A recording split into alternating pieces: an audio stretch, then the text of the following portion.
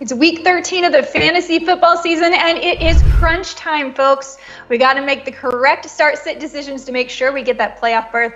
And so I brought in with me today Michael Fabiano, our senior fantasy analyst at Sports Illustrated, to help us make those best decisions. All right, Fab, let's break it down.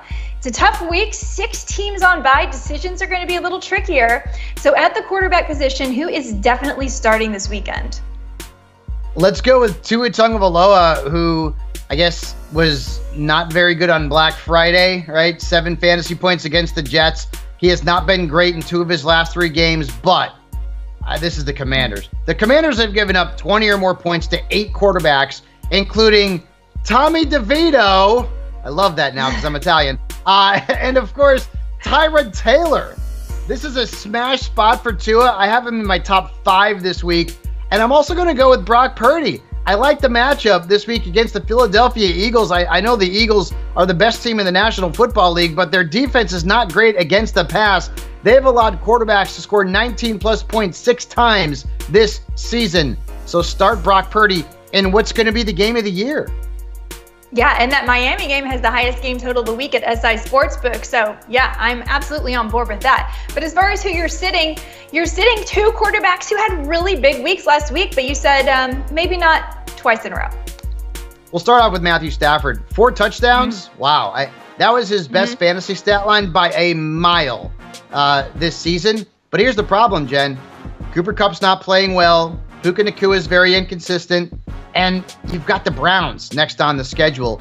This is a very tough defense, so I think Stafford takes a big step back. And Jordan Love has been really good the last 2 weeks, like you mentioned, over 20 fantasy points. But he's got Kansas City this week, and that is not a great matchup. Quarterbacks are averaging 12.3 points per game against the Chiefs' defense, which is very good. So unless you're in a super flex league, I'm going to fade Jordan Love. Moving over to the running back position, you do like the running back from Kansas City. So we're starting Isaiah Pacheco. And we told you to start him last week, and that was, he was fantastic. Had a couple of touchdowns, a season high in fantasy points. Now he's got the Packers at Lambeau Field. The Packers defense has allowed 15-plus fantasy points to running backs 7 times this year. So Pacheco's in a good spot. And I also like Najee Harris. In fact, I like both of the Steelers running backs, Jalen Warren as well. Najee coming off a very strong game with Matt Canada no longer there. The Steelers offense wasn't so offensive, and he's got the Cardinals this week. Their defense has allowed an average of more than 31 points per game, their running back, since week 9. So Najee Harris and Jalen Warren are both startable. Yeah, those Steelers, they could be secret weapons down the stretch because over 400 yards of offense last week seems like a big change without Matt Canada. And you're right, that matchup is juicy. But who's staying on your bench this week at the position? Jen, with 6 teams on a bye, you probably have to play James Conner. I get it. But if you looked at his numbers, it's been terrible. Single digits in every week since week 3, right? That was his last good game. And he's lost the featured role. Michael Carter had a lot of snaps last week. Connor had 29. Carter was right there. And that's a problem. So even though we've got the revenge game narrative against the Steelers, I don't love James Conner this week. And I don't love Jerome Ford. It seems like he scores 11.9 points every week. Go look at his box score. It's pretty hilarious. But he's got the Rams this week. He's probably a flex at best.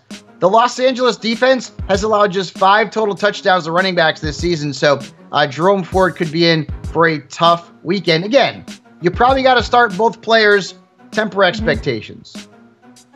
At the wide receiver position, you are also picking players from that Eagles-49ers rematch. I think you're right. I think this is going to be the game of the week. Brandon Aiyuk is a fantastic play. Fantastic. Again, the Eagles are the best team in the NFL, but they're bad against receivers, especially receivers who line out wide. Look at the numbers. 12 touchdowns allowed to the perimeter, the most fantasy points allowed to the perimeter. Aiyuk is going to eat this weekend. That is a very good play. And Michael Pittman Jr., I seem to tell people to start him almost every week because he's been so good, very reliable, coming off a big game last week. Now, he did not put up great numbers earlier this season against the Titans. I'm going to forgive and forget and play him because Tennessee's been very generous to the perimeter. And as far as who you're sitting Matt Stafford's pass catchers. Puka Nacua has had one good game since Cooper Kupp's return. And part of that was that Cooper Kupp got hurt. Every other game has been single-digit points. He's got the Browns this week. They've allowed the fewest points to wide receivers. Again, you probably have to play Puka Nacua. You definitely have to play Cooper Kupp. You don't have to like it. And I can't believe I just said that because neither one has been producing at a high level. And I'm also going to sit Drake London. I was wrong about London last week. I did not love the matchup. He ended up having a pretty good game, but now he's got the Jets. You know how many touchdowns perimeter receivers have scored against New York this year? None. 0. Sauce Gardner's been locking everybody down. Drake London is a fade for me. Absolutely. Moving over to the tight end position.